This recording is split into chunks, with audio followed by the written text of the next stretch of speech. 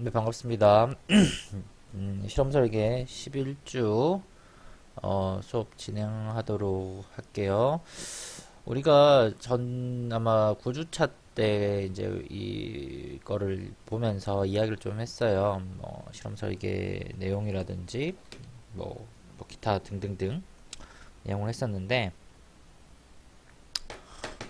제가 그때 하다가 좀 덜하고 이제 미싱 영역을 좀 이야기를 좀 했던 것 같습니다.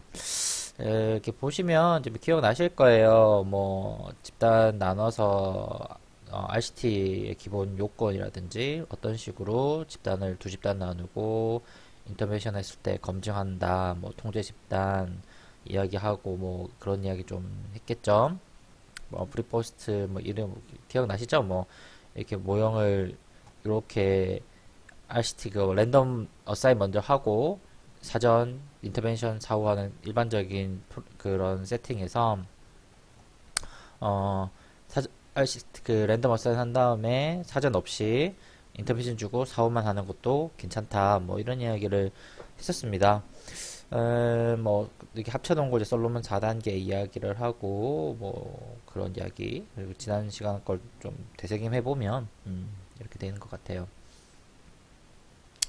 근데 이제 우리가 이제 요인 설계도 그때 봤었죠. 이제 요인 설계라는 것은 어떤 특정 여기 보시는 것처럼 두 개 이상 독립비원의 뭐 하위 범주만큼 이렇게 레벨 그 요인을 나눠서 이렇게 하는 건데 그때 제가 뭐 여러 가지 설명을 드렸습니다. 뭐 이렇게 어떻게 나누고 뭘 하고 하는 것들도 하나의 실험 설계 기법으로서 쓴다라고 이야기를 했고 이제 뭐 주요가 이야기하고 뭐 상호작용이 어떤 식 발생한다라도 이야기를 쭉쭉 한번 했어요. 그러니까 여러분들 이게 기억이 이게 뭐야?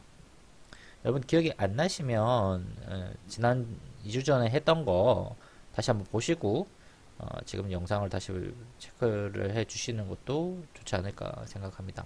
제가 그때 이거 할 때 제가 상호작용 효과나 이런 것들에 대해서도 조금 잠시 이야기를 했었습니다. 기억나시겠죠? 또뭐 리더십의 차이에 따라서 단계가 이건 어느 정도 연속적인 개념으로 보는데 서열적인 개념으로 보는 건데 이런 상호작용 효과가 일어난다 종속 변수에 이런 이야기를 제가 해드렸고요. 어, 이제 오늘 할 내용은 그때 했던 상호작용하는 내용과 좀 일맥상통한 내용을 하고 사실 이제 오늘 할 내용은 그 다음 주쯤 될 것 같아요. 그러니까 리피티드 아노바, 그러니까 반복 측정 분산 분석과 좀 나눠서 할게요. 왜냐면 반복 측정 분산 분석은 뭐 데이터도 그렇고 좀 해야 될 게 좀 많아요. 이야기할 것도 많고 그리고 저도 사실상 연구 생활 해보면서 반복 측정 분산 분석을 하는 적이 한 번도 없어요. 예, 왜안 했냐면 그게 안 중요해서라기보다는 이걸 어떻게 설명을 해야 될까?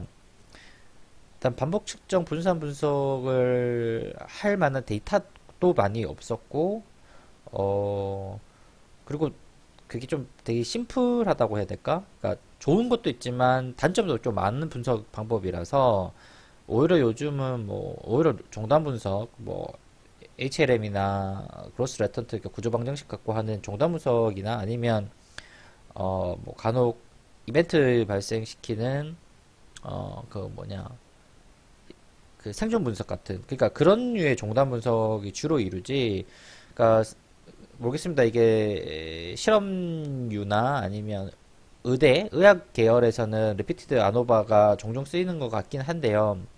그러니까 사회과학류에서 특히 행동과학류에서 리피티드 아노바가 잘 쓰지는 않아요. 그래서 저도 통계를 배운 지 석사 때 이후에 벌써 10여 년이 지났지만 정말 단 한 번도 리피티드 아노바를 갖고 연구를 해본 적은 없어요. 예. 그래서 어떤 교과서에서는 아예 리피티드 아노바를 그 안 해요. 없는 책도 되게 많고요. 있어도 그걸 상세하게 자세하게 써놓은 교과서나 이런 게 좀 잘 없습니다. 그래서 저도 뒷부분에 할 리피티드 아노바는 조금 준비를 하고 어디까지 저도 해야 될지를 좀 고민한 다음에 수업을 해야 되기 때문에 그거는 조금 한 주 뒤에 하고 오늘 할 내용은 그냥 조금 이 주로 이제 구획 설계라고 하죠. 그거에 대해서 좀 중점적으로 이야기하고 길게는 할 생각이 좀 없어요. 그래서 제가 물 좀 갖고 올게요. 잠시만요. 끄고 갈까? 잠시. 이거지? 네, 다시 왔습니다. 아, 지금 오랜만에 낮이라서 오랜만에 좀 영상을 찍어요. 그래서 좀 목도 좀 칼칼하고 해서 물 좀 갖고 왔어요. 보리차는 아니고 뭐 이렇게 목 아플 때 마시면 좋다는 뭐 그런 차 계열이에요. 어떤 분이 뭐 드시나 싶어서 물어보길래 뭐 그런 이야기.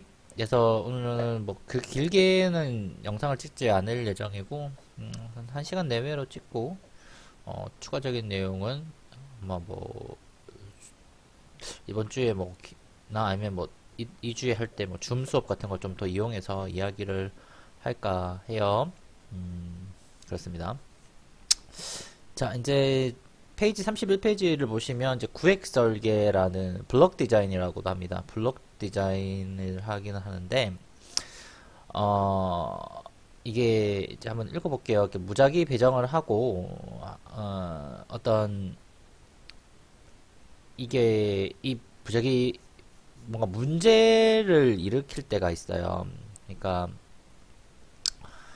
어떤 무작위 디자인을 하는 어떤 일련의 것들이 어떤 문제, 그러니까 윤리적 문제 같은 거겠죠. 그런 것을 발생시켰을 때 이게 조작을 할 수 없는 상황이 발생을 하는 거예요. 그러니까 뭐 이건 물론 이 구획 설계를 하는 이유는 여러 가지가 있긴 하지만 그 중에서 하나의 이유 중에 하나가 뭐 이런 것들입니다. 블록 디자인을 할 수밖에 없는 상황이거나 아니면 꼭 그렇게만 하고 싶은, 그러니까 이런 식으로 보면 좀 좋지 않을까 싶어요. 예를 들어서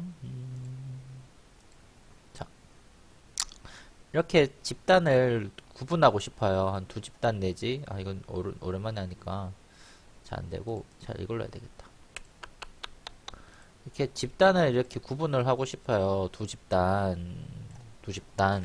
어떤 집단이냐? 뭐 예를 들어서 이럴 수 있죠. 여기 도시 사람, 여기 뭐 시골 사람, 뭐 이렇게 나눌 수도 있고, 혹은 여기 키가 큰 사람, 그래서 키가 크다는 것은 뭐 180을 기준으로 잡을게요. 키가 작은 사람, 혹은 IQ 테스트를 했는데 뭐 제가 좋아하진 않지만 IQ 테스트 했을 때 한 120 이상인 사람과 120 이하인 사람을 구분하고 싶다고 쳐봐요. 그래서 특정 집단한테 좀 이 집단한테 뭐 키가 작은 집단한테 뭔가 어떤 제가 개발한 운동이라든지 아니면 뭐 제가 지금 마시고 있는 뭐 이런 차 같은 거를 이렇게 먹여보고 싶은 거예요. 제가 막 하고 싶은 거야 이렇게. 그럴 수 있잖아 사람이. 왜 이게 좀 효과가 있을 것 같으니까. 근데 이게 뭔가 윤리적으로 문제가 될 수도 있죠. 그렇잖아요? 뭔가 문제가 될 수도 있거나 아니면 어떤 어 뭐가 됐든 간에 혹은 랜덤 어사인을 해가지고 뭐 이렇게 집단을 뭐 설정하는 것이 뭐 이렇게 구분이 안 될 수도 있고 뭐 어쨌든 간에 실험을 할 때 우리가 뭐 이것저것 뭐 일이 발생한다고 있잖아요. 뭐 그럴 수 있잖아 생각보다. 그래서 그 구획생계라는 것은 어떤 조작할 수 없는 변수를 통제할 필요가 있을 때, 아까 제가 말씀드렸던 것처럼 이게 뭔가 요런 집단한테만 요렇게 해주고 싶은 거예요. 그래서 통제할 수 없잖아. 내가 뭐 키가 크거나 뭐 내 출신을 바꾸거나 뭐 이렇게 할 수는 없잖아요.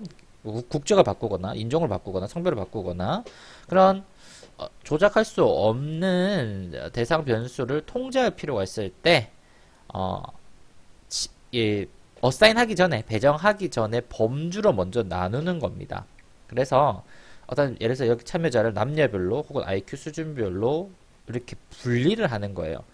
그리고 그 안에서 무작위 배정한 다음에 실험과 통제 집단으로 활용한다는 거예요. 이게 대충 감이 오시나요? 그러니까 우리가 보통 이런 식으로 연구를 하잖아요. 보통 큰 게 있으면, 큰 범주가 있으면, 얘를 하나는 실험 집단으로 나누고, 하나는 통제 집단으로 나눕니다. 그쵸? 랜덤 어사인을 한 다음에, 하나는 얘로 이렇게, 우리가 보통 이렇게 하죠. 이렇게 한 다음에 나눌 때, 나누게 되면, 예를 들어서 이 안에 들어가는, 이거 있는 성별이라든지, 키라든지, 출신이라든지, 인종이라든지, 이런 것들은 얘랑 통계적으로 같아져 버리잖아요. 그쵸? 왜 통계적으로 같아져 버린다고? 랜덤 어사인을 하게 되면 우리 지난 시간에도 뭐 여러 가지 뭐 실험도 하고 뭐 했잖아요. 이게 같다고. 그래서 내가 되게 그 포커싱을 두는, 내가 초점을 두는 어떤 남녀의 어떤 차이라든지 혹은 키, IQ 같은 것을 구분할 수가 없다는 뜻이에요. 같아져 버리니까. 네, 같아져 버리니까. 그래서 우리가 그런 실험을 하고 싶을 수도 있잖아. 예를 들어서 키라고 해보자.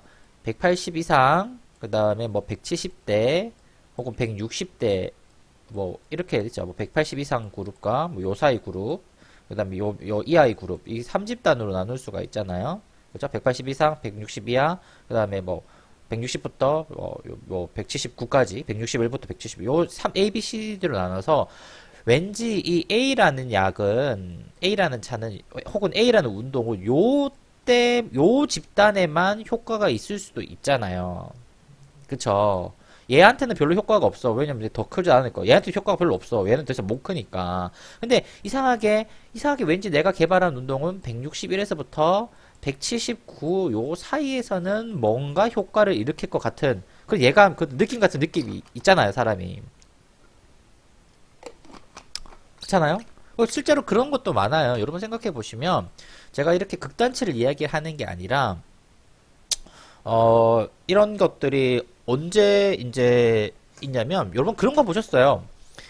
이게 실생활에도 이런 게 있어요. 혹시 그런 과외 구애하는 이런 전단지 같은 거 혹시 보신 적 있어요? 그 보면 이런 게 한 번씩 나와요. 뭐 제가 뭐 몇 년 동안 과외를 했는데 제가 제일 잘하는 건 뭐 성적이 뭐 낮은 학생들을 중간까지 올리는 탁월한 실력을 갖고 있다. 혹은 제가 중간급의 학생들을 상위권으로 보내는데 있다. 뭐 최상위권 학생들을 뭐 특정 대학에 보내는데 되게 있다. 혹은 학원도 보면 그 토익 같은 게 보면 뭐 몇 점대 반 같은 게 있잖아요. 지금 다 이런 이야기예요. 그러니까 특정 집단한테만 그게 효과가 일어나는 게 있어요. 그러니까 여러분 생각해 보면 토익 학원 같은 거, 그러니까 이 수업 듣는 선생님들이 아마 좀 연령대가 있어가지고 토익이나 이런 거에 대해서 좀 관심이 없으신 분도 있지만, 지금 여기 우리 제 수업 이번 학기 듣는 학부생들 같은 경우는 분명히 그런 거 있죠. 토익 몇 점대 그룹 있어요. 그러니까 예를 들어서 학원 가게 되면 토익 뭐 700점, 뭐 800점, 뭐 900점 이상 어떤 초점을 두는 뭐 600점대는 있나 모르겠다만 일단 이건 제가 봤어요. 700점, 800점대 뭐. 그러니까 이런 거에 초점을 둬서 그룹핑을 해서 수업을 하는 게 있거든요. 이게 전부 다 사실상 구획 설계의 한 종류예요. 그렇게 생각해 보시면.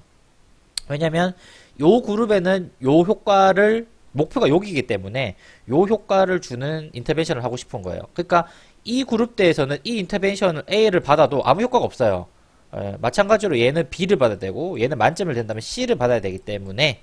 그렇죠. 그러니까 우리가 당연히 랜덤 어사인이나 이런 게 가장 파워풀하긴 하지만 그 기본 가장 클래식한 디자인이, 그런데 우리가 타겟팅하는 요 인터벤션 자체가, 혹은 대상 자체가 인터벤션이 특이하든가 아니면 대상 자체가 특이하든가 아니면 목표가 조금 상이하면 일반적인 디자인을 쓸 수가 없습니다. 왜? 디자인을 쓰게 되면 효과가 다 엉켜버려요. 그래서 효과가 나오지가 않습니다. 그래서 이런 구획 설계 같은 것을 반드시 할 필요가 있다라고 많은 연구자들이 제시를 했고, 그게 우리 실생활에서도 여전히 많이 보이고 있죠. 예, 보이고 있어요. 뭐 그렇지 않나? 여러분들 화장품 같은 거 쓰더라도 뭐 지성용, 뭐 건성용, 뭐 이런 거 쓰잖아요. 저는 글쎄요, 뭐 제가 건성인가? 지성 같긴 해요. 저도 지성 같긴 한데 사실 워치 제가 뭐 아무거나 다 바르는 스타일이라 가지고 저는 막 발라요. 뭐 브랜드도 안 따지고 뭐 아무거나 막 주면 막 그 심지어 목욕탕 가서 그 남자 스킨 뭐 이런 거 바르는 것도 저는 바르거든요. 그냥 아무 이게 트러블이 안 생기는데 어떠신 분들은 피부에 굉장히 트러블이 많이 생기는 분도 있잖아요. 근데 그런 분들한테는 특정한 인터벤션을 가해야 돼요. 그러니까 보통 이런 거를 이야기를 할 때 크게 제가 방금 또 말씀을 드렸지만 인터벤션 자체가 특이해서 특이한 예를 검증하고 싶거나 아니면 내가 받고 있는 대상 자체가 굉장히 특이해서 일반 인터벤션을 할 수가 없을 때 사실 같은 말이긴 한데 얘를 초점을 둘지를 이야기를 하는 거예요. 혹은 목적 자체가 조금 상이할 수가 있어요. 어떤 시기별로, 대상별로, 조직별로, 어떤 목적 자체. 아까 제가 토익 이야기했던 것처럼 어떤 사람한테는 900점이 필요하고 어떤 사람한테는 800점이 필요하고 어떤 사람한테는 700점이 필요한 것처럼 목적 자체가 구분되었을 때도 이러한 구획 설계가 사용될 수가 있습니다. 사실상 이 세 개가 원칙적으로 따지면 큰 틀에서는 같은 이야기예요. 근데 같은 이야기인데 연구자나 프로그램의 어떤 성향, 방향에 따라서 이렇게 구분되어져서 연구가 진행되어 수 있다라고 볼 수 있어요. 왜 따갑지? 뭐 그렇습니다, 여러분. 자, 이제 볼게요. 자, 이제 구획 설계를 이렇게 보시면, 자, 아까 제가 말씀드렸던 것보다 훨씬 더 명확하죠. 자, 이렇게 베이스라인에서 이렇게 검사가 들어가고, 베이스라인에서 이렇게 검사가 들어가고, 내가 이제 이걸 뭐 키라고 할게요. 낮음, 중간, 높음을 키라고 볼게요. 키, 아까 제가 말씀드렸던 낮은 사람 160 이하로 할게요. 그 다음 중간 단계 61에서 79까지 이제 180 이상의 뭐 키 크신 분들을 놔두고 제가 만들었던 운동 어떤 운동이 있어요. 뭐 이런 운동이라고 치자. 키 크는 운동. 사람이 이렇게 있고 띵띵 띵띵띵 있고 발을 살짝 이렇게 들어요. 발 뒤꿈치를 이 발이에요. 자, 이런 뭐 해서 발 뒤꿈치를 듭니다. 이렇게 발 뒤꿈치를 들고 한 10분간 서 있는 운동을 했을 때 과연 정말 키가 클까? 성장기 아이들이나 혹은 뭐 이런 사람한테 해보자고요. 이게 막 제가 가정을 한 거지. 이거 하면 키가 좀 큰다. 일시적으로라도 왜 이제 여기 척추가 이제 펴지니까 그래 제가 만들었던 쳐봐요. 이게 효과가 있는지 없는지 나도 몰라. 그냥 쳐봐 이렇게 뭐 이렇게 해서 운동을 했을 때 이게 나를 일시적으로 키 크게 하는 운동이다라고 제가 가정을 해보는 거죠. 네, 혹시 뭐 이거 듣고 뭐 따라하거나 뭐 이게 진짜 영상 교수가 이거 했을 때 키 큰다고 했을 때 뭐 유언비어를 퍼뜨리시면 안 됩니다. 제가 무고로 신고할 거예요. 저는 그런 말 한 적이 없고 가정을 해보자는 거예요. 이렇게 키가 큰다고 우리가 가정을 해보자. 근데 실제적으로 이렇게 척추를 쫙 펴고 있으면 우리가 일시적으로 키가 약간 클 수도 있지 않나? 우리가 번지 점프 같은 거를 하고 나면 일시적으로 키가 좀 큽니다. 근데 컸다기보다는 척추가 이렇게 쭉 펴지면서 키가 커지는, 그러니까 숨겨져 있는 키가 드러나는 효과가 있죠. 뭐 좀 이렇게 해가지고 약간 뭐 0.1cm라도 0.001cm라도 뭐 크게 될 수 있지 않나? 뭐 그런 생각도 해봐요, 저는. 아니야 말고. 자, 뭐 이런 인터벤션을 우리가 한다고 쳐봅시다. 예, 쳐보고. 그래서 하게 되면 이제 아까 그 우리 전에 했던 거랑 비슷한데 여기서 이제 인터벤션 했냐 안 했냐. 그냥 아까 여기서 쉽게 말하면 제 운동이라고 할게요. 좀 다르게 봤을 때 여기 막 지워놓고 내가 여기 막 지워놓고 할게요. 자, 이걸 내가 다시 정리해서 맞추면 이걸 키라고 할게요. 아까 그대로 키라고 하고 운동 yes, 운동 no라고 할게요. 그러니까 운동을 했냐 안 했냐. 보통 우리 했냐 안 했냐에서 여기는 키라고 합시다. 키 증가라고 할게요. 제가 이게 화면에 얼굴이 나와가지고 제가 만약에 운동을 했냐 안 했냐가 키 크는데 영향을 미친다고 했을 때 우리가 기본적으로 뭐, 이 두 집단, 랜덤 어사인 한 다음에, 한 집단과, 예스 집단과, 노 집단을, 딱 해가지고, 사후에, 인터벤션 이후에, X 이후에, 딱 검증해서 키 보면 이게 나오잖아. 그죠? 근데, 이렇게 되게 되면, 이 키라는 것이 전부 다 포함, 이 두 집단이 같아져 버리기 때문에, 당연히 키 증가는 안 나올 거예요. 결과적으로. 왜? 이게 만약에 여기나 혹은 낮은 거나 중간에 타겟팅을 줘버렸다면 충분히 그럴 수 있죠. 예, 당연히 그럴 수 있어요. 뭐, 당연하지 않나? 저는 그렇게 생각을 할 수 있어요. 근데 만약에 인터벤션이 굉장히 키가 작은 사람한테 타겟팅을 맞췄다고 생각해봐요. 키 낮은 사람한테. 그러면 이 작은 사람이 전체 비율에서 한 20%밖에 없고, 여기가 뭐 한 70%고, 여기가 한 10%라고 치자. 그러면 20%한테만 효과가 있었지만 80%가 효과가 없기 때문에 이게 통계적으로 유의하지 않을 확률이 굉장히 높아요. 왜냐면 80%는 아무 효과가 없다니까? 얘는 효과가 없어요. 20%한테만 효과가 있는 이 프로그램이니까. 그러면 결과적으로 딱 하고 나면 차이 없네. 그럼 내가 만든 이 프로그램은 효과가 없다라고 나오겠죠. 차이가 없으니까 두 집단 간에. 근데 사실은 그건 아니었다는 거지. 특정 집단, 아주 특정한 집단 누구 키가 되게 작은 집단한테는 효과가 있을 수도 있었다는 거예요. 근데 이거는 이 클래식한 디자인에서는 알아차릴 수가 없어요. 예. 왜냐면 다시 말하지만 랜덤 어사인하게 되면 이 두 집단의 키가 같아지기 때문에 여기서 이 나눈 게 이렇게 50도 50도 나눠져 버려요. 키가.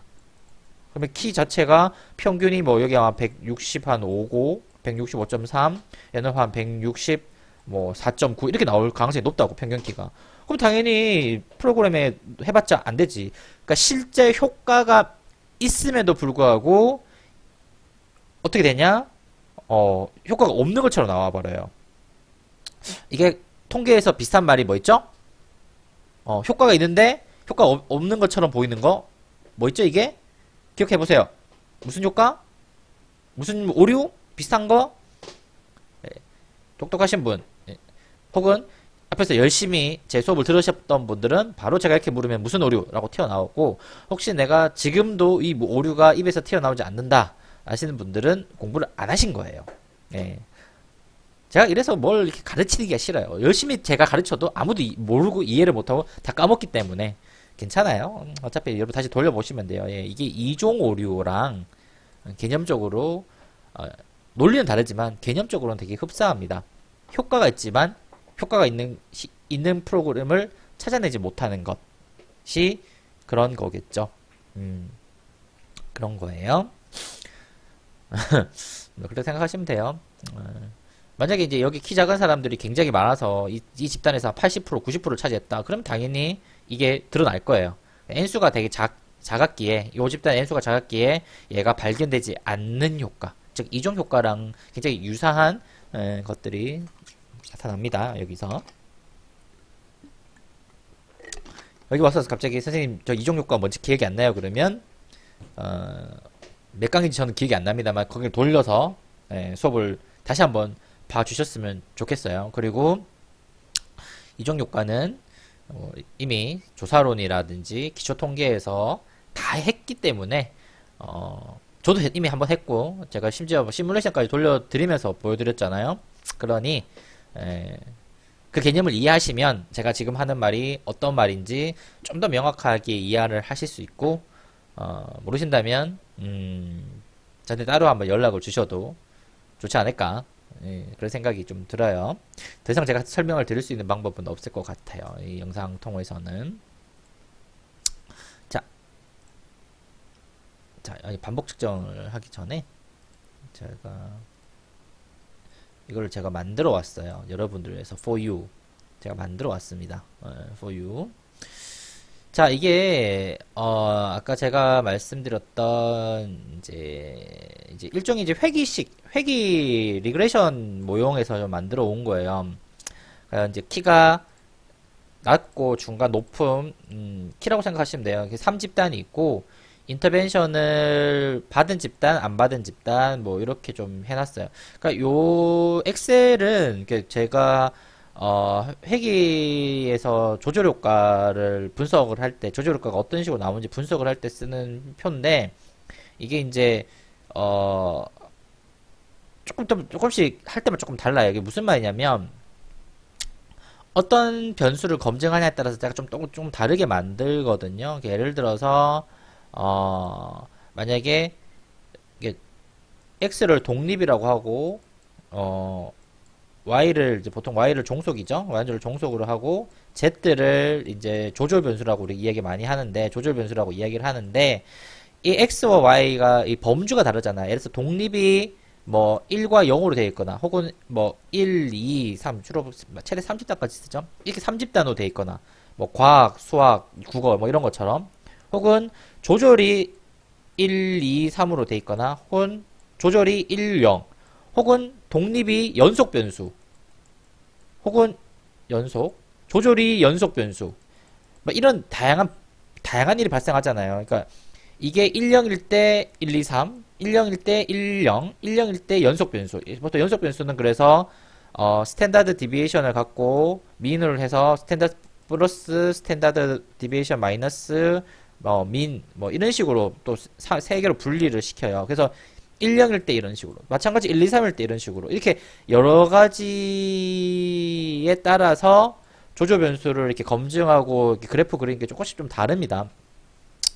통계 패키지에서 이거를 좀 잘 보여주기가 좀 힘들어요. 이게 좀 제가 원하는 대로 예쁘게 좀 잘 안 나옵니다. 이런 것들이 구현하기도 좀 그렇고 그래서 저는 보통 이걸 제가 엑셀에다 그려요. 엑셀에다 그려가지고 이 컬럼 만들어가지고 이게 뭐 상수항이 얼마다 우리 리그레이션 돌리면 상수항 나오잖아요. 컨스탄트 나오고 빗값 그러니까 독립 변수의 빗값 뭐 종속 변수의 그러니까 조절 변수의 빗값 뭐 상호작용 이렇게 뭐의 빗값 이렇게 맞춰가지고 이렇게 해 놓거든요. 근데 이게 만드는 게 뭐 어렵진 않아요. 처음에 좀 헷갈려서 그렇지. 저도 이제 박사 과정 가가지고 선생님한테 이렇게 배웠는데 사실 우리 쌤도 아니야. 우리 쌤이 아니라 그 강의해 주시는 그 우리 학교 선배 이제 캐로니 슐러 선배가 이거 만들어가지고 저희한테 배포해가지고 저도 따라서 비슷하게 이제 만들어서 이렇게 했는데 뭐 그런 거 이게 3집단 나눈 다음에 인터벤션을 줬냐 안 줬냐 줬냐 안 줬냐 줬냐 안 줬냐 해가지고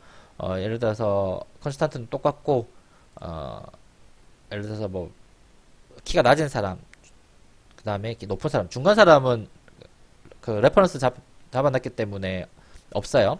그래서 낮은 사람의 값은 얼마 그래서 인터벤션을 이렇게 중간 값을 이렇게 주고 뭐 이렇게 만들었어요. 높은 사람은 이렇게 주고 이게 그 다음에 처치는 똑같이 뭐 1010 하고 뭐 이런 식으로 제가 만들었습니다. 음. 별로 뭐 어려운 건 아닌데 처음에 보시면 조금 헷갈릴 수가 있어요. 그러니까 도대체 왜 중간값은 어디 있고 뭐 하고 하는데 그냥 뭐라고 해야 되지? 뭐 그렇게 어렵지는 않아요. 그냥 나중에 이해하다 보면 뭐 제가 이거 좀 그리다가 쓰다가 이게 조금 잘못 쓸 수도 있어요 글자를. 네, 근데 이제 제가 이렇게 만들어 놓고 여기가 낮음, 중간, 높음으로 이렇게 설정을 해 놓으면 이게 지금 리그레이션 표라고 생각하시면 돼요. 리그레이션을 해서 이렇게 만들어지면 이런 값이 도출돼요. 그러니까 무슨 말이냐면 키가 낮은 집단에서 낮은 집단에서 인터벤션을 했을 때 안 했을 때 값 차이 그 다음에 했을 때 안 했을 때 값 차이 했을 때 안 했을 때 값 차이 이렇게 만들어 놓는 거예요. 그러니까 이렇게 해가지고 요걸 통해서 제가 시트 2에서 그래프를 만들어 놓는 거죠. 이렇게 이거에 따라 그래프가 변동이 돼요. 그러면 아까 제가 말씀드렸던 것처럼 키가 낮은 집단에서 좀 반대로 됐구나.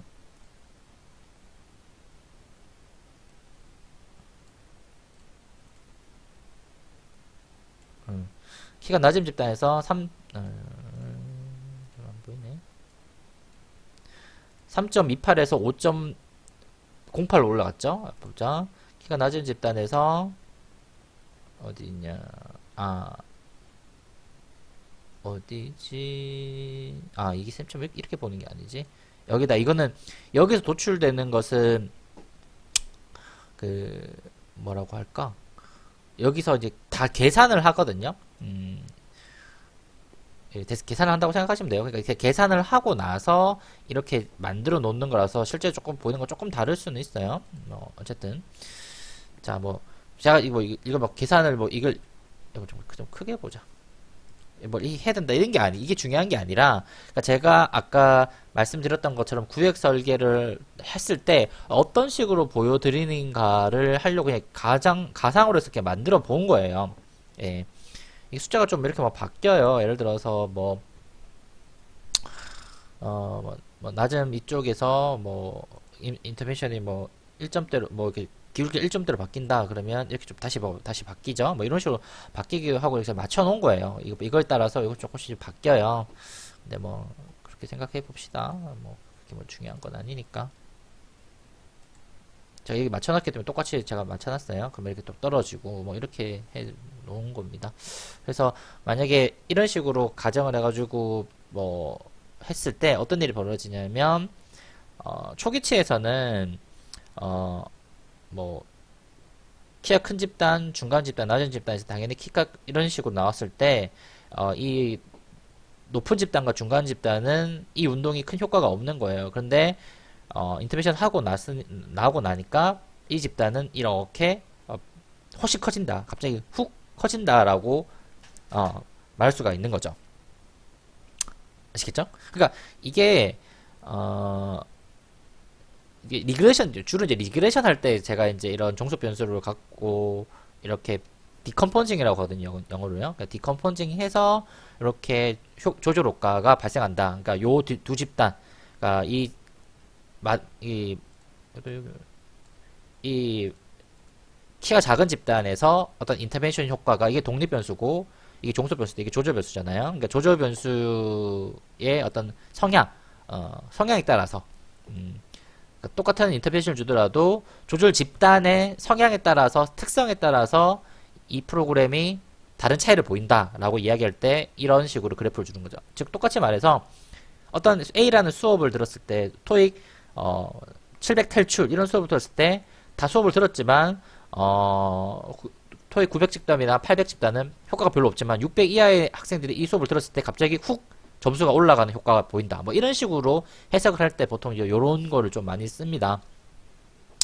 네, 그래서 단순히 그러니까 PDF만 보여드리면 이게 좀 명확하게 여러분들이 감이 안 오실 것 같아가지고 제가 조금 더 이렇게 가상적인 이게 또 그렇다는 건 아니지만 그냥 가상적인 제가 그래프를 한번 만들어 봤고 그 그래프의 원리가 어떤 그 집단 간의 어떤 뭐라고 해야 될까? 여기서 B값이 그러니까 그 뭐라고 해야 되지? 그 기초, 그러니까 여기 베이스라인에서 갖고 있는 기본값과 이 수업을 받았을 때 변화률 같은 거예요. 그러니까 변동률 같은 쉽게 말해서 그런 의미죠. 그러니까 어떤 아이는 우리가 이제 이렇게 써보면 있죠. 집단별로 나누면 집단 이렇게 세 집단이 있을 때 어떤 똑같은 무엇을 주더라도 누구는 이만큼 변하지만 누구는 오히려 또 떨어지는 집단도 있고 어떤 사람은 이렇게 변하는 집단도 있을 거예요. 그쵸? 생각해보면 그런 것처럼 이게 기본적으로 회계식에서 말하는 B값 같은 겁니다. B값, 그러니까 개수, 회계 개수 값을 말하는 거예요. 회계 개수 값을 말하고 요런 것들이 어떤 집단의 어떤 변화량 했을 때를 설명을 하는 거죠. 그렇게 어려운 개념은 아니죠. 그리고 일상생활에서 생각해 보면 똑같은 거를 하더라도 누구는 더 잘하고 누구는 좀 덜 못하고 하잖아요. 그쵸? 그런 게 통계 영역에서 오면 흔히 회계 개수 값이라고 이야기를 해요.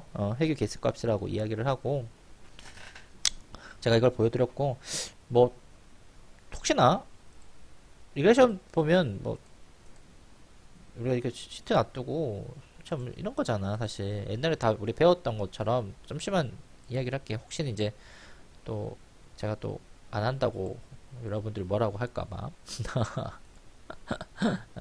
여기 0이고 여기가 이제 이렇게 x의 어떤 증가량이라고 칩시다. 인터벤션 했다. 근데 이렇게 가는 건데 얘가 이제 y가 종속 변수고 이거는 치우자.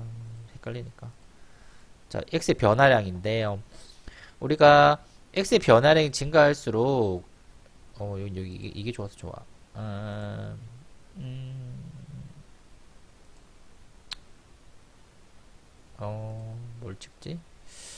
이게밖에 없나? 그리고 이걸 찍을게요. x 처음에 0일 때는 다 0이지만 증가할수록 이렇게 찍히죠. 근데 많이 찍히면 많이 찍힐수록 이렇게 막 찍힐 거 아니에요? 이게 증가할수록 여기도 막 증가하는 게 보이잖아요. 그쵸? 증가한 게 보인다고. 이런 식으로 증가한다고. 그랬을 때 얘와 얘, 그러니까 평균을 기준으로 예를 들어서 이렇게 해볼게요. 얘를 기준으로 위아래를 다 더한다고 합시다. 그러면 값이 얼마나 나와요? 얘를 기준으로 얘는 뭐 플러스 2고 같이 한번 찍어볼까? 얘는 얼마야? 얘를 기준으로 하면 마이너스 2죠. 합치면 얼마겠어요? 빵입니다. 당연히 플러스 2랑 마이너스 2로 2 더하기 마이너스 2 했으니까 당연히 빵이죠. 그렇잖아요? 그러니까 이 중간선을 기준으로 얘들 다 더하면 빵이 나와요. 빵 나오면 연구를 할 수가 없으니 수식을 할 수가 없으니 얘를 제곱을 해주는 거예요. 제곱을 해주면 얘는 4고 얘도 얼마예요? 또 4죠. 그럼 얼마예요? 8이 되겠죠.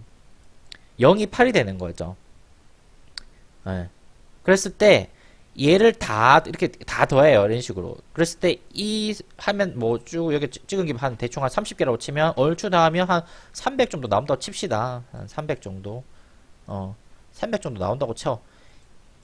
근데 만약에 선을 내가 이상하게 만약에 이런 식으로 선을 잘못 그어요. 만약에 이렇게 잘못 그어 이렇게 선을 똑바로 이렇게 중간으로 꺼야 되는데 중간으로 삐딱하게 끊는다고. 그러면 이 300 나와야 될 게 얼마가 나오냐? 뭐 예를 들어서 뭐 500이 나왔다고 쳐요. 혹은 내가 선을 더 이상하게 막 이런 식으로 막 이상하게 꺼버린다고. 안 예쁘네. 더 이상하게 왜 이렇게 나와? 야, 자 이렇게 꺾으면 얘는 얼마가 나온다? 한 700이 나온다고 칩시다. 이게 다 더한 게 이게 별 위아래로 다 더한 게.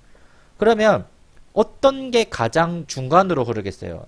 300이 숫자가 가장 낮은 게 중간으로 가겠죠. 당연하게. 그렇잖아. 당연하게. 어떤 거는 이렇게 끄면 마찬가지로 이렇게 끄면 더 나올 거라고 어차피. 가장 중간으로 끊는 선이 가장 이 숫자가 적을 수밖에 없어요. 수학적으로. 산수적으로. 그래서 이게 뭐다? 이걸 뭐라고 부른다? OLS라고 불러요. 오디날 리스트 스퀘어. 가장 적은, 스퀘어가 제곱이잖아. 가장 적은 값이라고요. 그래서 이 선을 쓴다고, 붉은 선을. 회기식에서. OLS 값이라는 게 그런 뜻이에요. 그러니까 OLS, 오디날 리스트 스퀘어. 가장 적은 값. 무슨 값? 이걸 합친 스퀘어, 제곱한 가장 적은 값을 쓰는 게 기본적으로 회기식이에요. 예, 아시겠어요? 그래서 이 회계식에 따른 어떤 이 빚값, 이걸 그 뭐냐 이 베타 값은 그거죠. 비교하려고 스탠더라이즈한 값이죠. 그러니까 이런 값을, 그러니까 빚값을 쓴다는 말은 x와 y의 관계에서 이 빚값이란 말은 x와 y의 관계에서 얘가 이렇게 플러스면 이런 방향이고 마이너스면 이런 방향이겠고 플러스면 이런 방향이겠죠. 그죠? 얘는 플러스, 얘는 마이너스 방향이죠. 그리고 얘가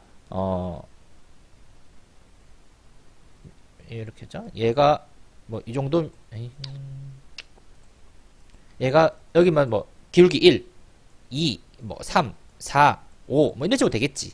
그죠? 이게 높으면 높을수록 여기 이 x가 y에 대한 예측이 높다고요. 무슨 말이냐? 쉽게 말해서 이게 y가 있고 이게 쭉 x가 있어요. 내가 1일 때는 별을 찍으면 여기 그럼 내가 여기가 뭐 2라고 하자. 2고 1이면 얼마야? 0.5 정도 나오겠지. 근데 선이 만약에 이렇게 돼 있으면 별이 이렇게 찍혀 있고 얘가 2야. 그러면 이런 얘는 1, 뭐 이런 식으로 되겠죠. 당연히 한 2단위 증가할 때 2단위 증가하기 더 좋잖아요. 1단위 증가하는 것보다. 그쵸? 여러분들이 2시간 일했을 때 2만원 주는 게 좋지 2시간 일했을 때 만원 주면 기분이 나쁘잖아. 똑같은 이치예요. 그러니까 B값이 높은다는 것은 그만큼 Y를 더 예측할 수 있는 확률이 뭐 크다. 뭐 더 높은 효과가 있다. 뭐 영향이 있다. 뭐 이렇게 생각하시면 편해요. 여러분 뭐 생각하고 싶은 대로 생각하시면 돼요. 어쨌든 이런 관념이 있고 그래서 그런 것을 봤을 때 다시 돌려오면 그래프를 보면 이제 인터벤션을 줬을 때 얘들도 비슷하게 상승은 하고 있지만 얘들의 B값은 예측은 그렇게 많이 못하지만 이 키가 작은 집단에서 내가 시도한 운동을 했을 때 굉장히 많이 올라간다. 즉 얘들은 효과가 없지만 얘는 효과가 있다라는 이야기를 제가 지금 굉장히 많은 이야기를 돌려서 하는 겁니다. 그래서 다시 말했을 때 이 구획 설계를 했을 때 특정 집단인 얘만 효과가 있을 수밖에 없다는 거예요. 얘만. 그리고 얘를 다시 당연히 이게 무작위 배정을 하죠. 랜덤 어사인을 하죠. 하고 나서 이렇게 주는 겁니다. 아시겠죠? 그러니 여러분들이 어떤 실험 설계를 만약에 구상한다고 했을 때 이렇게도 가능하다는 거예요. 좀 복잡하긴 하지만 이렇게 할 수밖에 없는 상황도 굉장히 많이 있다고요. 예, 구획 설계에서 아시겠죠? 예, 조금 이야기가 길어졌긴 했는데 그 다음에 이제 반복 측정 설계는 아마 제가 다음 주에 통계 패키지 갖고 막 이야기 더 해야 될 것 같아요. 구획 설계까지는 통계 패키지를 할 필요는 별로 없을 것 같긴 한데 그냥 생각해보면 다 똑같은 거라서. 근데 반복 측정 설계는 좀 달라요. 반복 측정 설계는 통계 분석 방법도 좀 다르고 해야 될 것도 많은데 오늘은 간단히 내용만 봅시다. 반복 측정 설계라는 것은 이제 기본적으로 어떤 타임 1, 타임 2 이상이죠. 보통 한 3타임 3 정도 좀 많이 이용하는데 뭐 더 이상 더 할 수도 있어요. 뭐 타임 100도 가능하고. 근데 보통 많은 연구에서 뭐 타임 보통 10 내외로 많이 하는 것 같아요. 한 3, 4, 뭐 5 정도. 보통 좀 잘 모르겠네요. 여튼 저도 많이 본 적은 없어서. 이랬을 때 이때 여기서 어떠한 게 있잖아요. 인터벤션을 주고 안 주고 그쵸? 뭐 혹은 이게 이렇게 줄 수도 있고 아니면 A약, B약, C약 같은 거를 주어놓고 이게 변화되는 것도 보이기도 해요. 그러니까 A약 준 집단에서 뭐 A약을 주면 아까 그 운동처럼 0cm, 0cm 컸는데 얘는 3cm 컸고 또 시간 또 2차 우와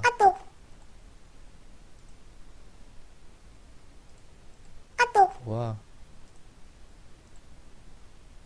제가 카톡에 넘어와가지고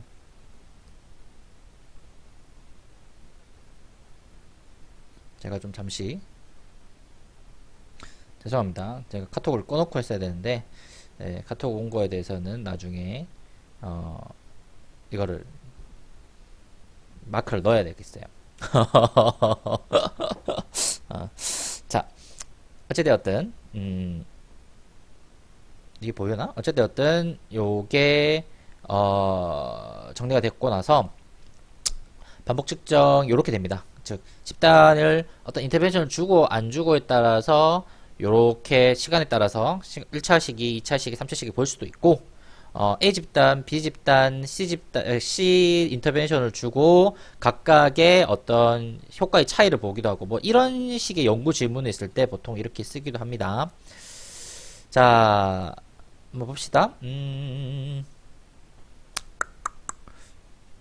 반복 측정 이거 한번 읽어보시면 뭐 이렇게 이욕 있고 참 아까 2월 효과 이게 이제 뒤에 가서 할게요. 이 라틴 방정식이 무슨 말인지 좀 이해가 안 되실 건데 그러니까 보통 이런 반복 측정 설계를 할 때 이제 좀 문제가 되는 게 몇 가지가 있어요. 이제 특히 이제 2월 효과라는 건데 우리가 시간의 흐름이 있잖아. 우리가 이게 시간의 흐름에 따라서 어떤 효과를 이렇게 주게 되면 이때 어떤 효과가 계속 남아있다고. 이 효과가 계속 남아있을 수가 있어요. 예를 들어서 지난 시간에 먹었던 어떤 약 혹은 운동 효과가 다음날에도 여전히 남아있을 가능성이 있죠. 예, 충분히 있어요. 그러니까 이런 효과를 좀 다시 없애버리고 싶은 거야. 그러니까 프로그램 그런 실험 설계 방식을 통해서 이런 것들을 좀 제거하고 싶은 마음이 우리가 있겠죠. 그렇잖아요? 그러니 요런 것을 조금 없애려는 하는 방법들이 이렇게 지금 뒷부분 나오는 카운터 밸런싱이라는 한국말로 역균형이라는 말을 쓰는데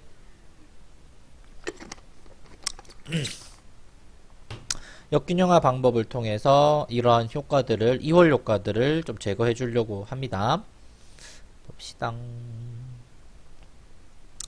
이렇게 보면 어차피 뭐 다음 주에 우리가 또 이야기를 할 거니까 자세한 거 역균형화 개념을 좀 이야기할게요. 이게 라틴 방향 설계라는 걸 쓰는데 저도 이게 하면서 좀 헷갈리고 뭔가 싶어서 제가 사실은 저도 반복 측정 설계를 실제적으로 해본 적이 없기 때문에 연구 자체를 과연 우리나라에서 이거를 역균형화까지 해가지고 한 연구자가 뭐 얼마나 있을지 잘 모르겠어요. 그 사회과학 계열에서 막 저기 실험이나 의학 이쪽에서는 많이 있을 것 같긴 한데 일반적인 사회과학에서는 실험도 잘 못할 뿐만 아니라 이렇게 복잡한 유해를 하기가 굉장히 어렵습니다. 뭐 지금 보여드리긴 할게요.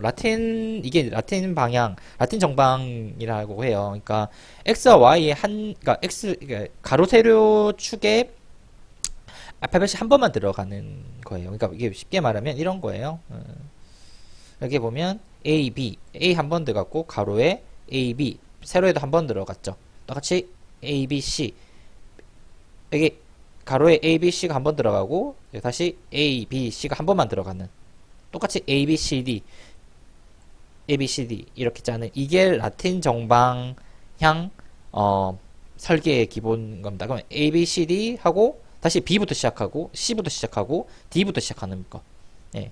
뭐 보기엔 좀 어떻게 좀 되게 쉬워요. 그냥 써보면 아십니다. 그냥 약간 빙고 하는 거랑 좀 비슷하죠, 느낌이. 그냥 이렇게 A, B, C, D, A, B 뭐 이렇게 맞춰가는 게 이제 라틴 정방향인데 이게 왜 좋냐 그러면 그러니까 효율적이에요.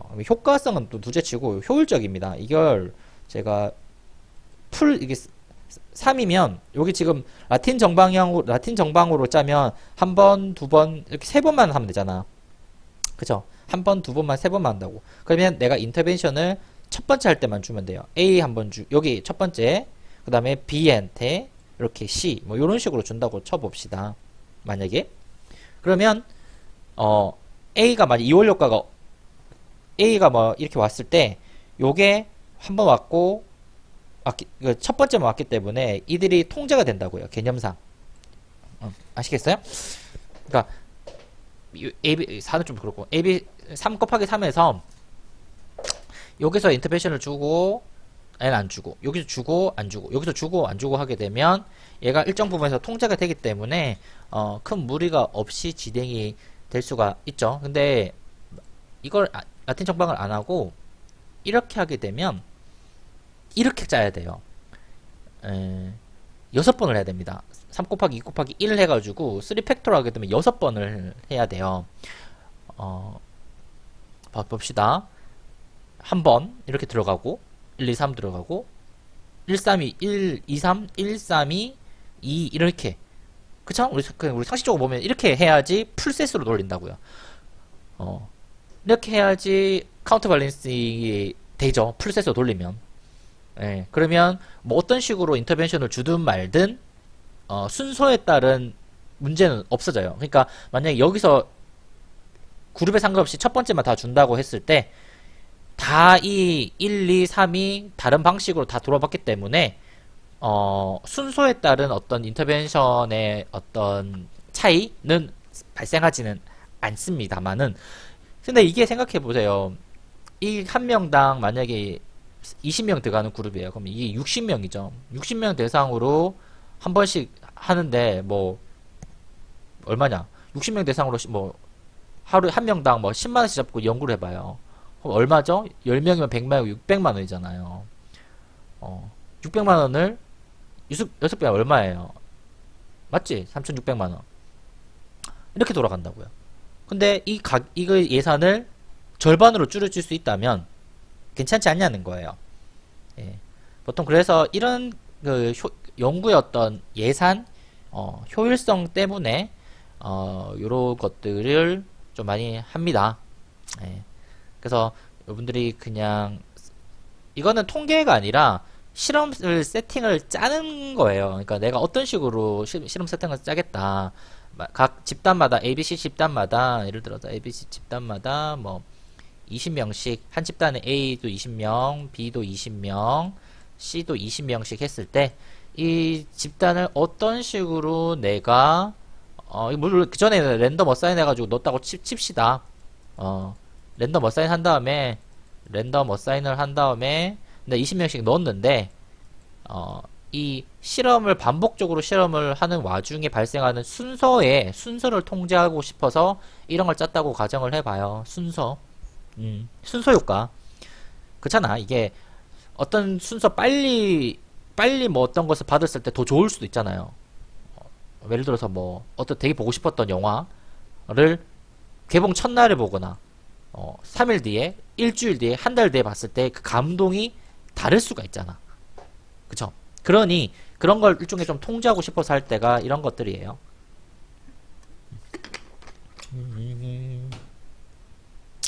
그랬을 때 이렇게 짜면 한 번, 두 번, 세 번에 끝나지만, 예. 그냥 풀세시도 돌리면 몇 번 해야 된다? 예. 이만큼 더 두 번 돼야 되죠. 4는 하나, 둘, 셋, 네 번 해야지만 이렇게 짜야 돼요. 4는 24번 해야 된다고. 힘들겠죠. 예, 당연히 힘듭니다. 굉장히 힘들어요. 뭐 말할 필요도 없이. 그래서 이거를 하기 싫어서 못해서 이렇게 만들어 놓습니다. 4든 하든 5든. 도대체 5는 몇 번 나오는 거야 그러면? 안 해봤는데 계산 안 해봤지. 5 곱하기 4 곱하기 3 곱하기 2 곱하기 1은 와 브라보. 못하겠네. 네, 못하겠네. 그쵸?